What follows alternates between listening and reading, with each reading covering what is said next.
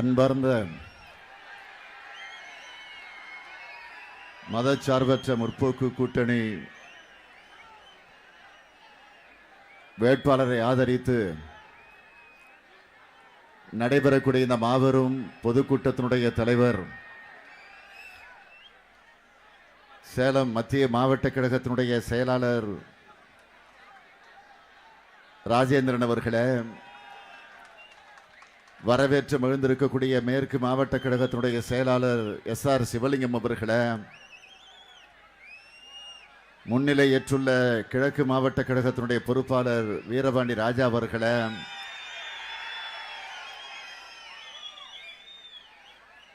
காங்கிரஸ் பேர் இயக்கத்தினுடைய முன்னோடிகளில் ஒருவராக விளங்கி கொண்டிருக்கக்கூடிய என்னுடைய பெருமதிப்பிற்குரிய அண்ணன் தங்கபால் அவர்களே, இந்திய தேசிய காங்கிரஸ், திராவிடர் கழகம், மறுமலர்ச்சி திராவிட முன்னேற்ற கழகம், மார்க்சிய கம்யூனிஸ்ட் கட்சி, இந்திய கம்யூனிஸ்ட் கட்சி, இந்திய யூனியன் முஸ்லீம் லீக், விடுதலை சிறுத்தைகள், மனிதநேய மக்கள் கட்சி, கொங்கு நாடு மக்கள் தேசிய கட்சி, இந்திய ஜனநாயக கட்சி, தமிழக வாழ்வுரிமை கட்சி, ஆதி தமிழர் பேரவை, தமிழ்நாடு விவசாயிகள் தொழிலாளர் கட்சி, கிறித்துவ நல்லெண்ண இயக்கம் உள்ளிட்ட கூட்டணி கட்சிகளை இடம்பெற்றிருக்கக்கூடிய அன்புக்குரிய மாவட்டத்தினுடைய தலைவர்களே, நிர்வாகிகளே, தோழமை கட்சிகளை சார்ந்திருக்கக்கூடிய தோழர்களே, நிறைவாக நன்றி நல்க இருக்கக்கூடிய சேலம் மாநகர செயலாளர் ஜெயக்குமார் அவர்களே, மேடையில் வீற்றிருக்கக்கூடிய இயக்கத்தினுடைய முன்னோடிகளே, சட்டமன்ற நாடாளுமன்ற முன்னாள் இந்நாள் உறுப்பினர்களே, பெருந்திரளாக திரண்டிருக்கக்கூடிய பெரியோர்களே, வேட்பாளராக இங்கே உங்களிடத்தில் இருகரங்கூப்பி வாக்குகளை கேட்டு நின்று கொண்டிருக்கக்கூடிய மதச்சார்பற்ற முற்போக்கு கூட்டணியினுடைய திராவிட முன்னேற்ற கழகத்தினுடைய அங்கீகாரம் பெற்றிருக்கக்கூடிய வேட்பாளர் அருமை சகோதரர் SR பார்த்திபன் அவர்களே, இளைய சமுதாயத்தினுடைய என்னரும் இனிய நண்பர்களே, அன்பிற்கினிய தாய்மார்களே, தோழமை கட்சிகளை சார்ந்திருக்கக்கூடிய செயல் வீரர்களே, என் உயிரோடு கலந்திருக்கக்கூடிய தலைவர் கலைஞர் அவர்களுடைய உயிரினும் உயிரான அன்பு உடன்பிறப்புகளே, உங்கள் அனைவருக்கும் என்னுடைய அன்பான வணக்கம். நேற்று முன்தினம் என்னுடைய தேர்தல் பிரச்சார பயணத்தை தலைவர் கலைஞர் பிறந்த திருவாரூரிலே தொடங்கி தலைவர் கலைஞர் அவர்கள் வளர்ந்த தஞ்சைக்கு சென்று நேற்றைய தினம் பெரம்பலூர் நாடாளுமன்றத்திற்கு சென்று இன்று சேலத்திற்கு நான் வந்திருக்கிறேன். நாடும் நமதே, நாற்பதும் நமதே என்ற அந்த முழக்கத்தை அடிப்படையாக வைத்து இந்த பயணத்தை நான் இன்று 3வது நாளாக நடத்தி கொண்டிருக்கிறேன். செல்லுகிற இடமெல்லாம் மக்கள் ஆர்வத்தோடு, ஆரவாரத்தோடு, எழுச்சியோடு, உணர்ச்சியோடு, ஒன்றை ஒன்று மிஞ்சக்கூடிய அளவிற்கு போட்டி போட்டுக்கொண்டு மக்கள் திரளக்கூடிய அந்த ஆர்வத்தை, ஆரவாரத்தை பார்க்கிற நேரத்தில் நிச்சயமா, உறுதியா வருகிற நாடாளுமன்ற தேர்தலில் புதுவை உள்ளிட்ட 40 தொகுதிகளில் நம்முடைய அணிதான் வெற்றி பெறப் போகிறது என்பதை தெளிவாக எடுத்து சொல்லிக் கொண்டிருக்கிறது.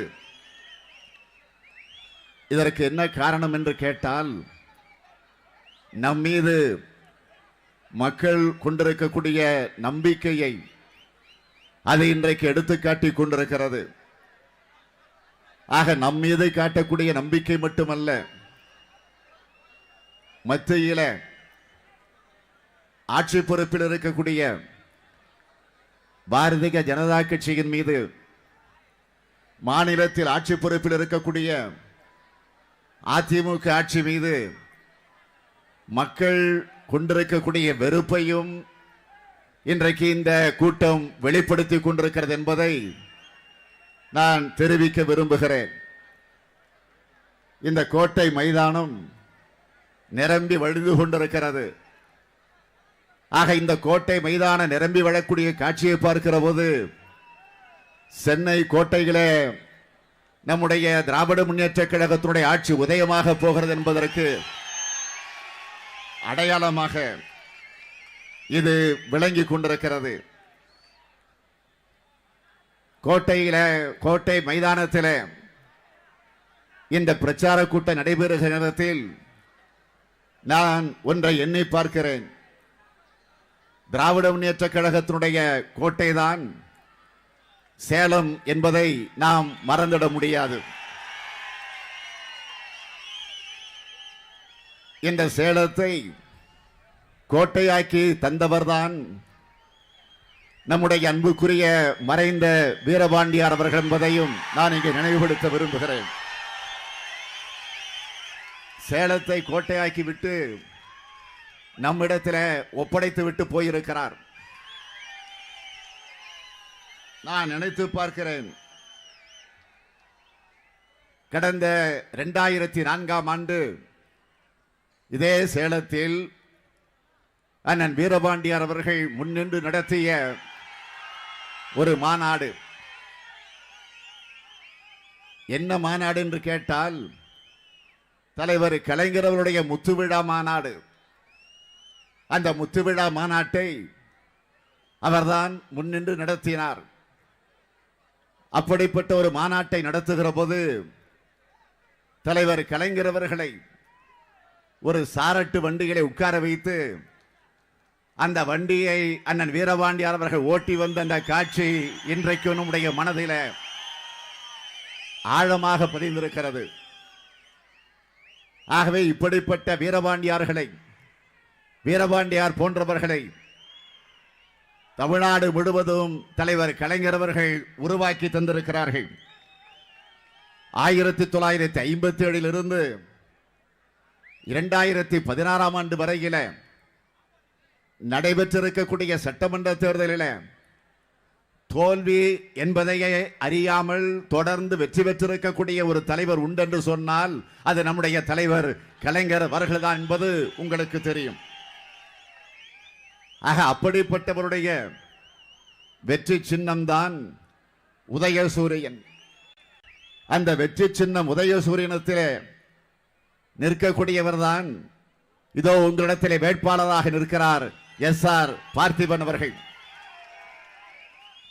உதயசூரியன் சின்னத்தில் யார் போட்டியிட்டாலும் தமிழகத்தை ஒரு முறை அல்ல 5 முறை ஆண்டு இந்த தமிழகத்திற்காக பணியாற்றி இருக்கக்கூடிய தலைவர் கலைஞர் அவர்களே போட்டியிடுகிறார் என்றுதான் அர்த்தம் என்பதை நீங்கள் மனதிலே பதிய வைத்துக் கொள்ள வேண்டும்.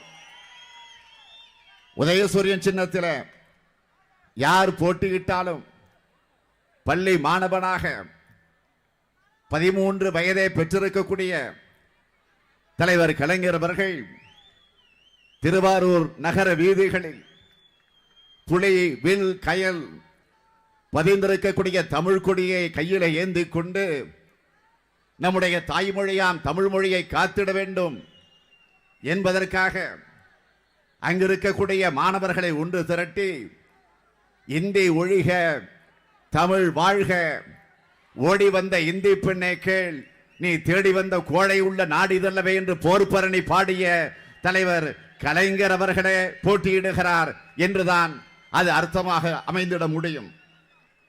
எஸ்ஆர் பார்த்திபனை நீங்கள் வெற்றி பெற வைக்கிறீர்கள் என்று சொன்னால், உதயசூரியனை உருவாக்கி தந்த அறிஞர் அண்ணா வெற்றி பெறுகிறார் என்று பொருள். பார்த்திபன் வெற்றி பெறுகிறார் என்று சொன்னால், அண்ணாவினுடைய அன்பு தம்பியாம் நம்முடைய தலைவர் கலைஞர் வெற்றி பெறுகிறார் என்று பொருள். பார்த்திபன் வெற்றி பெறுகிறார் என்று சொன்னால், இன்றைக்கு இந்த இயக்கத்தினுடைய தலைவனாக உங்கள் அன்போடு ஆதரவோடு பொறுப்பேற்றுக் கொண்டிருக்கக்கூடிய நான் வெற்றி பெறுவதாக பொருள். ஆக அந்த உணர்வோடு நான் உங்களை எல்லாம் கேட்டுக்கொள்ள விரும்புவது, உதயசூரியன் சின்னத்தில் நீங்கள் ஆதரவு தந்து நம்முடைய வேட்பாளர் எஸ்ஆர் பார்த்திபன் அவர்களை வெற்றி பெற வச்சு நாடாளுமன்றத்திற்கு அனுப்பி வைக்க வேண்டும் என்று உங்களை எல்லாம் நான் கேட்டுக்கொள்ள விரும்புகிறேன். உதயசூரியன் உதித்ததற்கு பிறகுதான் இந்த தமிழ் சமுதாயம் வெளிச்சத்தை பார்த்திருக்கிறது. தாழ்த்தப்பட்ட, பிற்படுத்தப்பட்ட, சிறுபான்மை சமுதாயத்தை சார்ந்திருக்கக்கூடிய அந்த தரப்பு மக்கள் கல்வியை கற்க முடிந்தது, வேலை வாய்ப்பை பெற முடிந்தது, தன்னம்பிக்கையை பெற முடிந்தது. நாம் மனிதர்கள் என்ற அந்த உணர்வை பெறுவதற்கு உதயசூரியன் சின்னம்தான் காரணமாக அமைந்திருக்கிறது. உதயசூரியன் சின்னத்தின் அடிப்படையில் தான் பள்ளிகள் திறக்கப்பட்டன, கல்லூரிகள் உருவாகி இருக்கிறது. நம்முடைய பிள்ளைகள் பொறியாளர்களாக, இன்ஜினியர்களாக, மருத்துவர்களாக, வழக்கறிஞர்களாக இன்றைக்கு உருவாகி இருக்கிறார் என்று சொன்னால் அதற்கு காரணம் நம்முடைய உதயசூரியன் சின்னம்தான். உயர்கல்வி பெற்றவர்கள் உன்னதமான இடத்திற்கு இன்றைக்கு வந்திருக்கிறார்கள் என்று சொன்னால் நம்முடைய உதயசூரியன் சின்னம்தான் அதற்கு காரணமாக இருந்திருக்கிறது. அது மட்டுமல்ல, இதோ பக்கத்தில் இருக்கக்கூடிய சையத் அபி குறிப்பிட விரும்புகிறேன். சுயமரியாதை இயக்கத்தையும் நீதி கட்சியும் இணைத்து திராவிடர் கழகம் என்ற பெயர் மாற்றம் 1944ஆம் ஆண்டு நடந்திருக்கிறது. அந்த 44ஆம் ஆண்டு அந்த பெயர் மாற்றம் நடந்த ஊர்தான் இந்த சேலம் என்பதையும் நான் குறிப்பிட விரும்புகிறேன். அப்படிப்பட்ட அந்த நிலை உருவாகிய நேரத்தில் அப்பொழுது அறிஞர் அண்ணா அவர்கள் ஒரு தீர்மானத்தை கொண்டு வந்தார்கள். அந்த தீர்மானத்திற்கு என்ன பெயர் சூட்டப்பட்டது என்று சொன்னால் அண்ணாதுரை தீர்மானம் என்றே சூட்டப்பட்டிருக்கிறது. ஆகவே இதையெல்லாம் நான் இங்கே நினைவு கூற விரும்புகிறேன். அது மட்டுமல்ல, எப்படி 1.5 ஆண்டு காலம் இதே கோட்டைக்கு பக்கத்தில் இருக்கக்கூடிய சையத் அபி தெருவில கலைஞர் குடியிருந்தார் என்று நான் சொன்னேனே. ஆக எந்த நிலையில் அவர் குடியிருந்தார் என்று சொன்னால், தலைவர் கலைஞருடைய வாழ்க்கையிலும் இந்த சேலம் மறக்க முடியாத ஊர் என்பதை நீங்கள் அறிவீர்கள். திரைப்படத்திற்கு வசனகர்த்தாவாக அவர் வருகிற நேரத்தில், அந்த பணியை நிறைவேற்ற வருகிற நேரத்தில் இதே சேலம் மாடர்ன் தியேட்டர்ஸில் தலைவர் கலைஞர் அவர்கள் அங்கே பணியாற்றி இருக்கிறார்கள். ஆக தலைவர் கலைஞர் அவர்களை கதாசிரியராக உருவாக்கிய பெருமை இந்த சேலத்திற்கு உண்டு என்பதை நான் இங்கே பதிவு செய்கிறேன். அப்படிப்பட்ட சேலத்திற்குத்தான் நான் வந்திருக்கிறேன். அந்த சேலத்தில் இருக்கக்கூடிய வேட்பாளருக்கு, பார்த்திபனுக்கு, உதயசூரியனுக்கு ஓட்டு கேட்க வந்திருக்கிறேன். பணிவோடு கேட்க விரும்புகிறேன், விரும்பி வேண்டி கேட்கிறேன், உரிமையோடு கேட்கிறேன். உங்களில் ஒருவனாக இந்த மேடையில் நின்று கேட்கிறேன். இன்னும் பெருமையோடு சொல்ல வேண்டும் என்று சொன்னால், தலைவர் கலைஞருடைய மகனாக நின்று உங்களுடைய இருகரங்குப்பி நான் கேட்டுக்கொள்ள கடமைப்பட்டிருக்கிறேன். திமுக கழகம் எப்பொழுதெல்லாம் ஆட்சி பொறுப்பில் இருந்திருக்கிறதோ, அறிஞர் அண்ணா தலைமையில் ஆட்சி இருந்த நேரத்திலும் சரி, அதற்கு பிறகு அவர் வழி நின்று பணியாற்றிய தலைவர் கலைஞர் அவர்கள் ஆட்சி பொறுப்பை தலைமையேற்று வழிநடத்திய நேரத்திலும் சரி, சாமானிய மக்களுக்காக எத்தனையோ திட்டங்கள் உருவாக்கி தரப்பட்டிருக்கிறது. உதாரணத்திற்கு சிலவற்றை நான் தலைப்புச் செய்தியாக குறிப்பிட விரும்புகிறேன். விவசாயிகளுக்கு இலவச மின்சாரம், நெசவாளர்களுக்கு இலவச மின்சாரம், விவசாய பெருங்குடி மக்கள் கூட்டுறவு வங்கிகள் வாங்கியிருக்கக்கூடிய கடன் 7,000 கோடி ரூபாய் ரத்து. காவேரி நடுவர் மன்றம் உருவாக்கியது. மண்டல் கமிஷன் பரிந்துரையை அமல்படுத்தியது. சமத்துவபுரங்களை அமைத்தது. இதே தாய்நாடு நம்முடைய தமிழ்நாட்டிற்கு தமிழ்நாடு என்ற பெயரை சூட்டியது. சுயமரியாதை திருமணம் செல்லும் என்ற சட்டத்தை நிறைவேற்றி தந்தது. அனைத்து ஜாதியினரும் அர்ச்சகர் ஆகலாம் என்கிற சட்டத்தை நிறைவேற்றி தந்தது. மாற்று திறனாளிகளை மேம்படுத்தியது. திருநங்கையர் வாழ்வியல ஒளியேற்றியது. மகளிர் சுய உதவி குழுக்களை உருவாக்கியது. அரசு ஊழியருடைய ஊதியத்தை உயர்த்தியது. ஏராளமான மருத்துவக் கல்லூரிகளை தமிழகம் முழுவதும் கொண்டு வந்தது. சிறுபான்மையினருக்கு இடஒதுக்கீடு, அருந்ததியருக்கு உள்ஒதுக்கீடு, நம்முடைய தாய்மொழியாம் செம்மொழி தமிழ் மொழிக்கு செம்மொழி என்கிற அந்தஸ்தை பெற்று தந்த தலைவர் தான் நம்முடைய தலைவர் கலைஞர் அவர்கள். அதேபோல் நம்முடைய மதிப்பிற்குரிய தங்கபால் அவர்கள் குறிப்பிட்டு சொன்னார், 1553 கோடி ரூபாய் செலவில் சேலம் உருக்காலை சர்வதேச தரத்திற்கு உயர்த்தி புதிய குளிர் உருட்டாலையை தலைவர் கலைஞர் அன்றைக்கு பெற்று தந்தார்கள். அதே போல சேலத்தில் புதிய ரயில்வே மண்டலம் 120 கோடி ரூபாய் மதிப்பீட்டில் சேலம் அரசினர் மோகன் குமாரமங்கலம் மருத்துவக் கல்லூரியை சூப்பர் ஸ்பெஷாலிட்டி மருத்துவக் கல்லூரியாக மாற்றி தந்தது. சென்னை மாநகரில் மெட்ரோ ரயில் திட்டம், கிருஷ்ணகிரி தருமபுரி மாவட்ட மக்கள் பயன்படக்கூடிய வகையில் ஒகேனக்கல் கூட்டு குடிநீர் திட்டம், இப்படி பல திட்டங்களை நாம் ஆட்சி பொறுப்பில் இருந்த நேரத்தில் நிறைவேற்றி தந்திருக்கிறோம். ஆனால் இன்றைக்கு ஆட்சியில் இருக்கக்கூடிய அதிமுக இதுபோல திட்டங்களை நிறைவேற்றி இருக்கிறோம் என்று அவர்களால் ஒன்றையாவது சொல்லக்கூடிய தகுதிய அந்த திராணிய அவர்கள் பெற்றிருக்கிறார்களா? சொல்லலாம். என்ன சொல்லலாம் என்று கேட்டால் அவர்கள் சொல்லக்கூடிய சாதனைகள் வேதனைகளாக இருக்கும். என்னென்ன வேதனைகள் என்று கேட்டால், கொடநாட்டில் கொள்ளை, கொடநாட்டில் கொலை, குட்காவில் மாமூல், அதில் அமைச்சரும் சம்பந்தம் உண்டு, டிஜிபியும் அதில் உடன்பாடு உண்டு. இப்படி பல விவகாரங்கள்.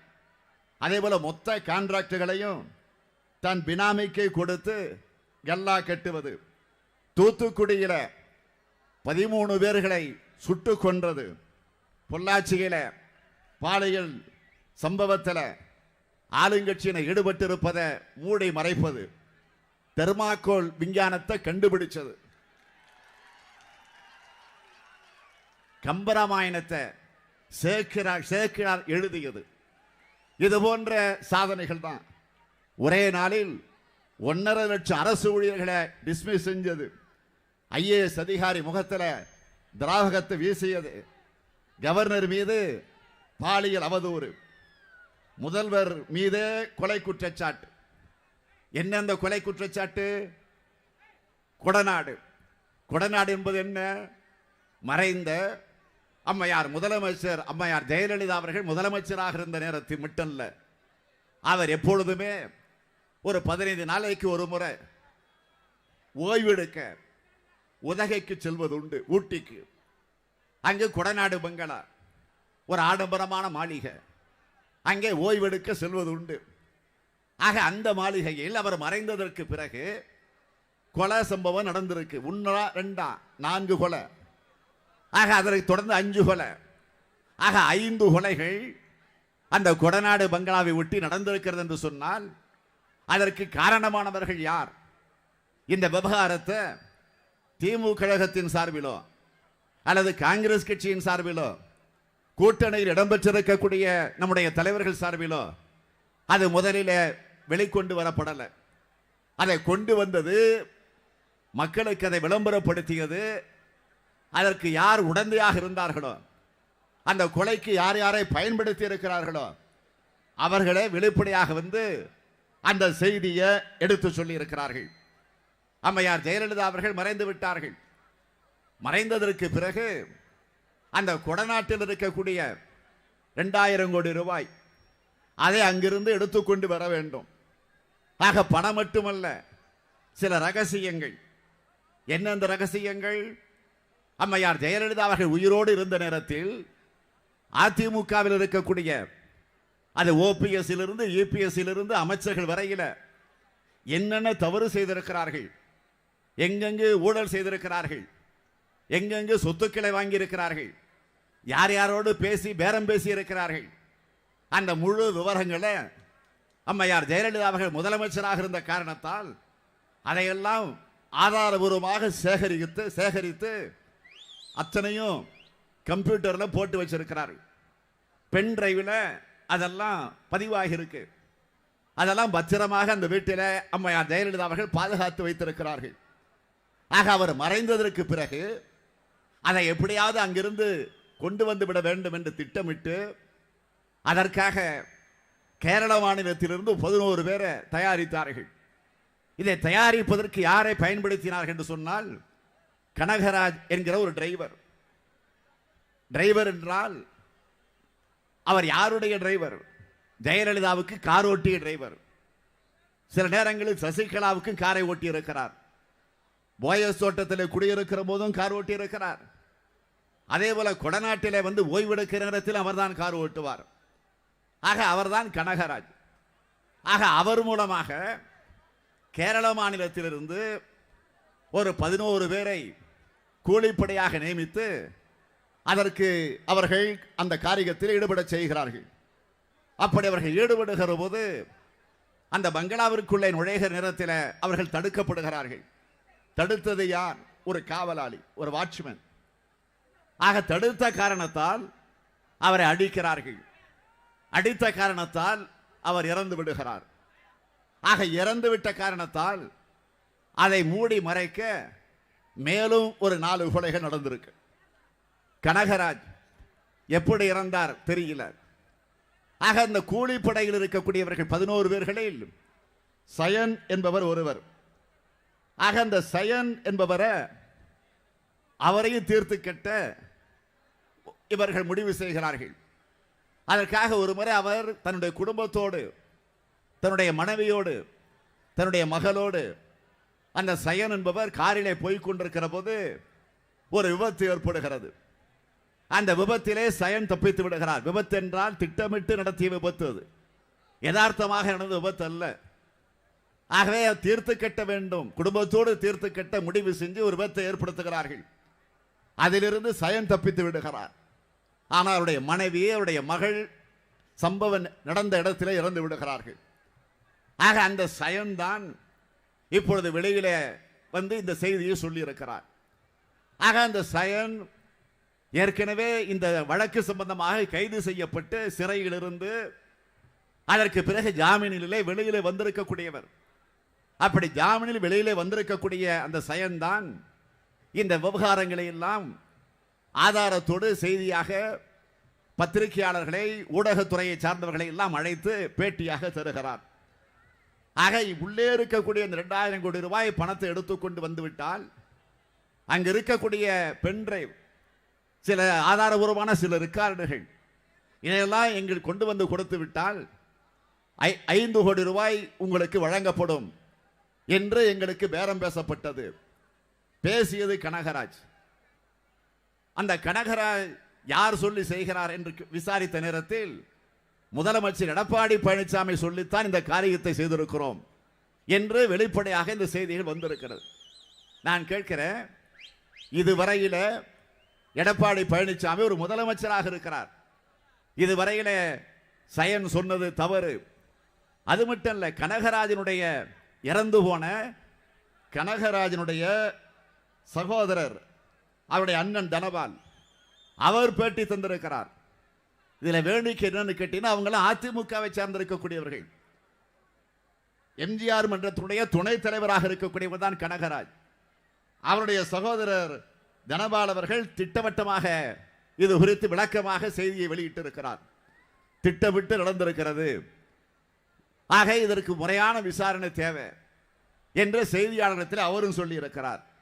ஆனால் இதுவரையில சயன் சொன்னதற்கும் அதே போல கனகராஜனுடைய சகோதரர் தனபால் சொன்னது விளக்கத்திற்கும் இபிஎஸ் எடப்பாடி பழனிசாமி அவர்கள் இதுவரையில ஒரு மறுப்பு செய்தி வெளியிட்டிருக்கிறாரா? அல்லது தனபால் அவர்கள் மீது இதுவரையில் வழக்கு போட்டு இருக்கிறாரா? ஏன் போடல? ஆக அமைதியாக இருக்கிற காரணத்தினால சந்தேகம் இன்னும் வலுக்கிறதா இல்லையா?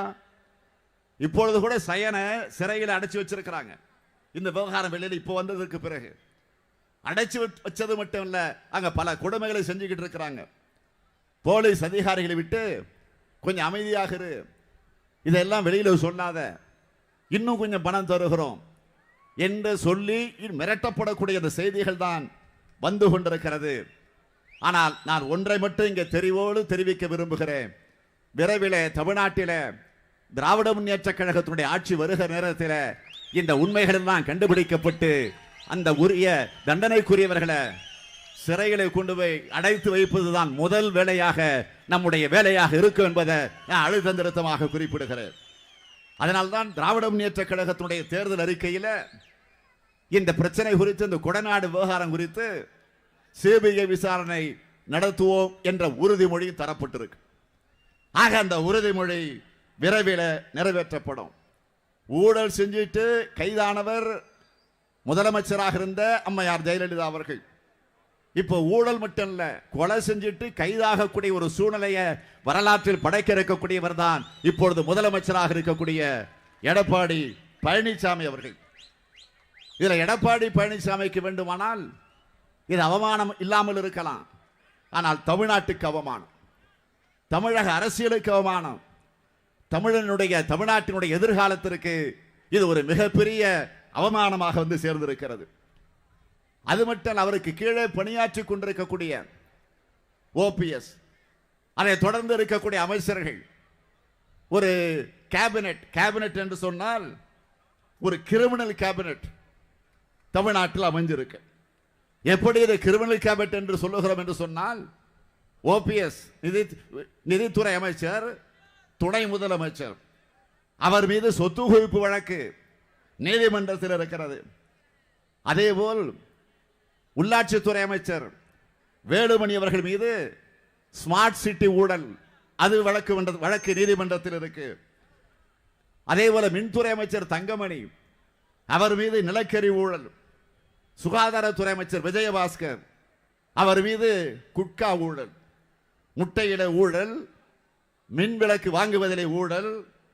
ஆக கமிஷன் இல்லாத இடமே இல்லை, கமிஷன் வாங்காத அமைச்சரை இல்லை, கரப்ஷன் இல்லாத துறையே இல்லை என்ற நிலையில கமிஷன், கரப்ஷன், கலெக்ஷன் என்ற அந்த நிலையிலே தான் இந்த ஆட்சி நடந்து கொண்டிருக்கிறது.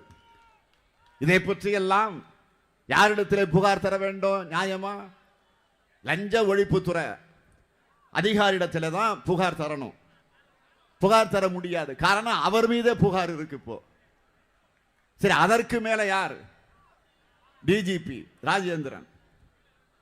ஆக தலைமை காவல்துறையினுடைய அதிகாரி டிஜிபி, அவர் மீது இன்றைக்கு குட்கா ஊழல் இருக்கு. ஆக அவரிடத்திலும் புகார் தர முடியாது. சரி, அதற்கு மேல யார்? தமிழகத்தினுடைய ஆளுநர், கவர்னர். ஆக அவரிடத்திலும் தர முடியாது, காரணம் அவர் மீதே நிர்மலா விவகாரம் இருக்கு. அதனால் அங்கேயும் போக முடியாது. சரி, அதற்கு மேல யாரிடத்துல? பிரதமர் மோடி இடத்துல, அங்கேயும் போக முடியாது, காரணம் அவர் மீதே ரஃபேல் ஊழல் விவகாரம் சந்தி சிரிச்சுக்கிட்டு இருக்கு. ஆகவேதான் அவர்களிடத்திலெல்லாம் புகார் தர முடியாது. அதனால்தான் இப்பொழுது உங்களிடத்திலே புகார் தந்து வந்திருக்கிறோம். அந்த புகாரை நீங்கள் பரிசீலித்து அதற்குரிய தண்டனை நீங்கள் வழங்கிட வேண்டும் என்று சொன்னால், இந்த சேலம் தொகுதியுடைய நாடாளுமன்றத்திற்கு போட்டியிடக்கூடிய நம்முடைய கழக வேட்பாளர், முற்போக்கு கூட்டணியுடைய வேட்பாளராக உங்களிடத்தில் ஒப்படைக்கப்பட்டிருக்கக்கூடிய சகோதரர் எஸ்.ஆர். பார்த்திபன் அவர்களை பெருவாரியான வாக்கு வித்தியாசத்தில் நீங்கள் வெற்றி பெற வைக்க வேண்டும். மோடியும் எடப்பாடியும் சேர்ந்து மக்களை ஏமாற்றிக் கொண்டிருக்கிறார்கள். ஆக ரெண்டு பேர் சேர்ந்து தான் ஏமாற்றிட்டு இருக்கிறாங்க நினைச்சிட்டு இருந்தோம். இப்போ புதுசா மூணாவது ஒருத்தர் சேர்ந்து இருக்கிறார். இப்போ யாருன்னு தெரியும் உங்களுக்கு? பெருமதிப்பிற்குரிய ஐயா அவர்கள், பெரிய ஐயா அவர்கள் சேர்ந்திருக்கிறார்கள். 5 வருஷமா நாம கூட இப்படி திட்டினது கிடையாது. ஆளுங்கட்சி அதிமுகவை பார்த்து திட்டாத திட்டே கிடையாது. அவ்வளவு திட்டு, கேவலமான முறையில திட்டு. அப்படியெல்லாம் திட்டி திட்டி தீர்த்திட்டு இப்போ கூட்டு சேர்ந்திருக்கிறார். ஏன்னா கேட்டதெல்லாம் இப்ப கிடைச்சிருக்கு. அவருக்கு சீட்டு மட்டுமா கிடைச்சிருக்கு? எல்லாம் கிடைச்சிருக்கு. ஒருவேளை கேட்டதை விட அதிகம் கூட கிடைச்சிருக்கலாம். ஆக அதற்காக ஒரு கூட்டு. இதே கூட்டு சேர்ந்திருக்கக்கூடிய பெரியய்யா அவர்கள் அம்மையார் ஜெயலலிதா அவர்களை பற்றி, அவருடைய வாழ்க்கை வரலாற்றை பற்றி, அந்த அம்மையார் கொள்ளையடித்து இருக்கக்கூடிய அந்த ஊழல்களை, அந்த விவகாரங்களை பற்றியெல்லாம் அவர் புத்தகமாகவே அச்சிட்டு அதிமுகவின் கதை என்ற அந்த தலைப்பில் வெளியிட்டிருக்கிறார். கவர்னரிடத்தில் போய் மனு தந்திருக்கிறார்கள். அதில் கையொப்பமிட்டு அந்த மனுவை தந்திருக்கிறார்கள். இதில் வேடிக்கை என்னன்னு கேட்டீங்கன்னா, அந்த புத்தகத்தில் ஒரு இடத்துல குறிப்பிடுகிறார், தான் கொள்ளை அடிச்சதெல்லாம் வச்சுக்கிட்டு, அதெல்லாம் ஒரு முதலீடாக வச்சுக்கிட்டு முதலமைச்சர் பதவியை குத்தகைக்கு எடுத்திருக்கிறார் எடப்பாடி பழனிசாமி. சொன்னது நான் அல்ல, பெரியய்யா சொன்னது. கடவுள் இல்லை என்று சொன்ன முதலமைச்சர்களை நாம் பார்த்திருக்கிறோம். கடவுள் உண்டென்று நிலையிலே இருந்த முதலமைச்சர்களை நாம் பார்த்திருக்கிறோம். ஆனால் நான் தான் கடவுள் என்று சொல்லிக் கொண்டிருக்கக்கூடிய ஒரு முதலமைச்சர் எடப்பாடி பழனிசாமி. இதையும் சொன்னது நான் அல்ல, பெரியய்யா சொன்னது. எடப்பாடிக்கும் மணியடிக்கக்கூடிய பூசாரியாக இப்ப புதுசா 2 பூசாரி, அதுதான் பெரியய்யா சின்னையா. மணியடிக்கிற பூசாரியாக இன்றைக்கு கிளம்பி இருக்கிறார்கள். நம்முடைய கூட்டணியை பொறுத்த வரைக்கும் ஏதோ தேர்தலுக்காக மாத்திரம் அமைந்திருக்கிறது என்று நீங்கள் கருத வேண்டிய அவசியம் இல்லை. ஏறக்குறைய 2-3 ஆண்டு காலமாக மக்களுடைய பிரச்சனைகளை மையமாக வச்சு, அது மத்திய அரசாங்கமாக இருந்தாலும் மாநில அரசாங்கமாக இருந்தாலும், அவர்கள் செய்கிற தவறுகளை, ஊழல்களை, லஞ்ச லாவண்யமிக்க செய்திகளை அறிந்து புரிந்து நாம் அதற்கு குரல் கொடுத்துக் கொண்டிருக்கிறோம். விவசாயிகள் பிரச்சனையா போராடுகிறோம். நெசவாளர்களுக்கு துன்பம் ஏற்படுகிறதா ஓடோடி வருகிறோம். அரசு ஊழியர்களுடைய பிரச்சனையா செவி சாய்க்கிறோம். வீதிக்கு வந்து போராடுகிறோம். சாலை மறியல் நடத்துகிறோம். ஆர்ப்பாட்டத்தில் ஈடுபடுகிறோம். மறியல் செய்கிறோம்.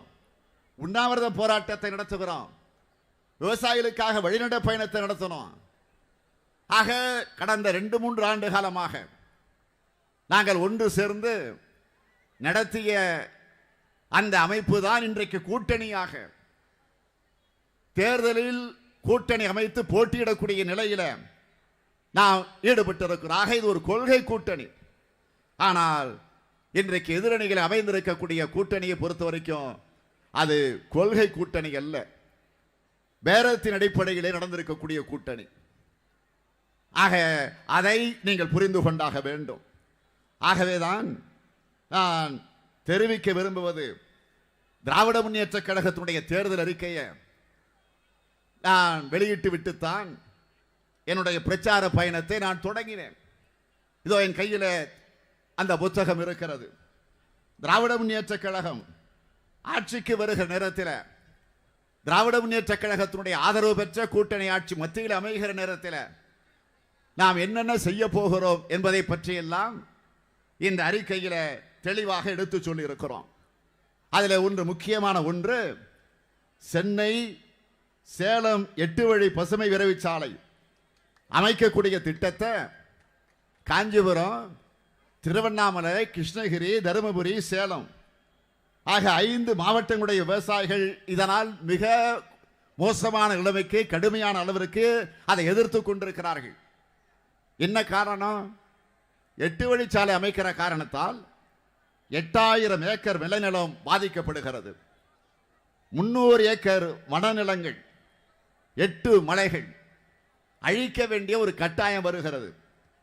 10,000ற்கு மேற்பட்ட கிணறுகள், 154 பெரிய ஏரிகள், 314 சிறிய குளங்கள், 20 பள்ளிகள், 250க்கு மேற்பட்ட பழமை வாய்ந்த கோவில்கள், 30,000 தென்னை மரங்கள், 4,000 கிணறுகள், 6,700 ஆழ்துளை கிணறுகள், 28,000 குடியிருப்புகள் அழிக்கப்படும் என்று புள்ளி விவரம் எடுத்து சொல்லுகிறது. ஆகவே இப்படிப்பட்ட நிலையில பல்லாயிரக்கணக்கான மக்களின், குறிப்பாக பெண்கள் மற்றும் குழந்தைகளின் வாழ்வாதாரத்தை பாதிக்கக்கூடிய இந்த திட்டத்தை கமிஷனுக்காக நிறைவேற்றியே தீருவோம் என்று அந்த பிடிவாதமாக எடப்பாடி பழனிசாமி அவர்கள் பச்சை மரங்களை எல்லாம் இன்றைக்கு வெட்டி வீழ்த்தி கொண்டிருக்கிறார். விவசாயிகளிடம் உள்ள 1/2 ஏக்கர் 1 ஏக்கர் நிலத்தையும் இன்றைக்கு பலவந்தமாக பிடுங்கிக் கொண்டிருக்கிறார்கள். அதை தடுக்க சென்றால் அவர்கள் தாக்கப்படுகிறார்கள், கைது செய்யப்படுகிறார்கள் என்ற நிலை இருந்து கொண்டிருக்கிறது. ஆகவே இதை தடுத்து நிறுத்த வேண்டும் என்ற அடிப்படையிலே தான் இந்த நாடாளுமன்ற தேர்தல் அறிக்கையில் நாம் தெளிவாக சொல்லுகிறோம். 5 மாவட்ட விவசாயிகளும் பொதுமக்களும் ஏற்காத சென்னை சேலம் 8 வழி விரைவுச்சாலை திட்டம் ரத்து செய்யப்படும் என்று இந்த அறிக்கையில் அறிவித்திருக்கிறோம். அதே நேரத்தில் மாற்றாக சென்னை சேலம் இடையே ஏற்கனவே உள்ள நெடுஞ்சாலைகள், சாலைகள் அனைத்தையும் சாலைகளின் இருபுறமும் ஏற்கனவே கையகப்படுத்தப்பட்டுள்ள நிலத்தை பயன்படுத்தி அகலப்படுத்தவும் மேம்படுத்தவும் உரிய முயற்சிகள் மேற்கொள்ளப்படும் என்ற உறுதியை நாம் அளித்திருக்கிறோம். அதேபோல் கைத்தறி துணிகளின் விற்பனை அதிகரிப்பதற்கு 2 லட்சம் மக்கள் தொகைக்கு மேலே இருக்கக்கூடிய நகரங்களில் கவின்மிகு காட்சியகங்கள் அமைக்கப்படும். கழக ஆட்சியில் நெசவாளர்களுக்கு வழங்கப்பட்ட 100 யூனிட் இலவச மின்சாரம் இந்தியா முழுவதும் உள்ள கைத்தறி நெசவாளருக்கு வழங்கப்படும். சேலத்தில் பறக்கும் ரயில் திட்டம் கொண்டு வரப்படும் என்று அறிவித்திருக்கிறோம்.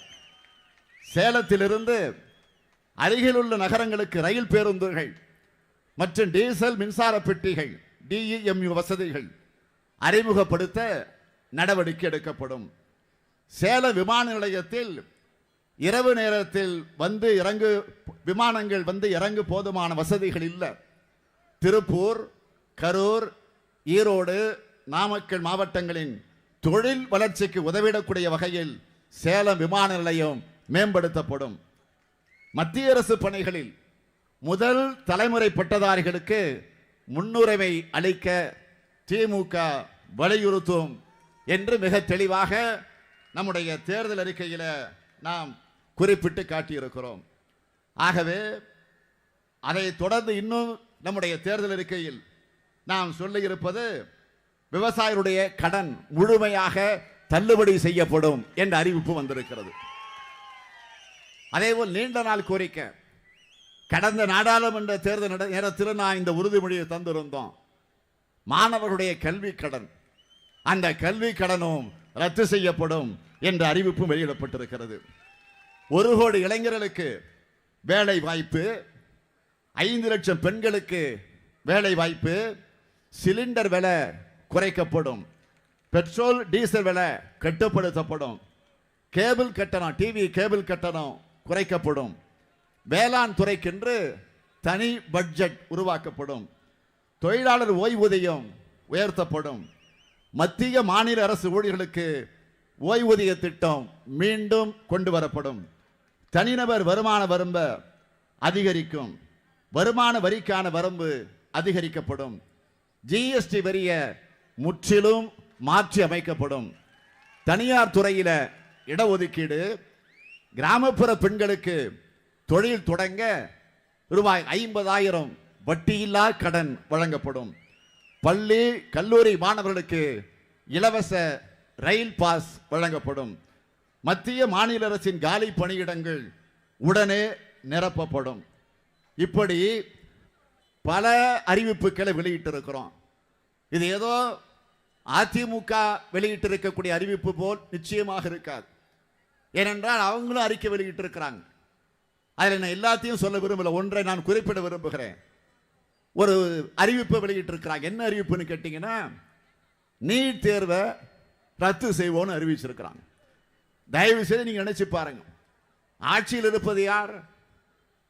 ஜெயலலிதாவை தொடர்ந்து அதற்கு பிறகு OPS, இப்போ EPS, தொடர்ந்து 5-6 வருஷமா 7 வருஷமா இவங்க ஆட்சி நடந்துகிட்டு இருக்கு. ஆக 7 ஆண்டு காலமாக நாம் தொடர்ந்து போராடிட்டு இருக்கிறோம்.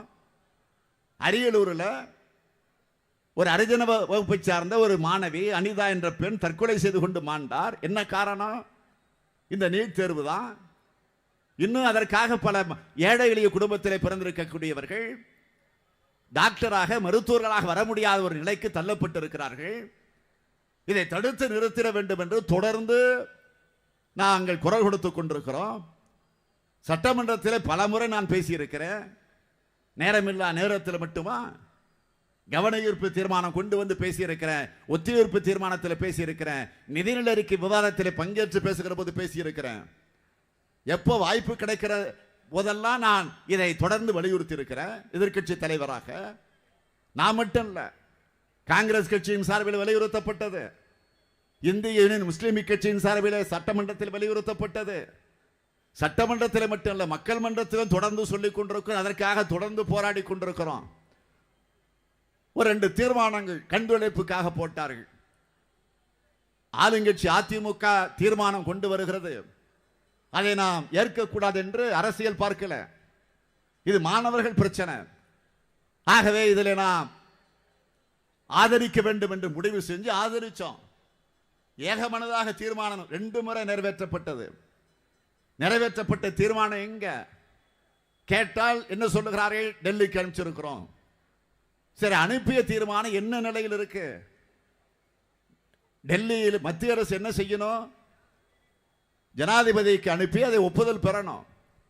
பெற்றார்களா? இதுவரை கேட்டார்களா?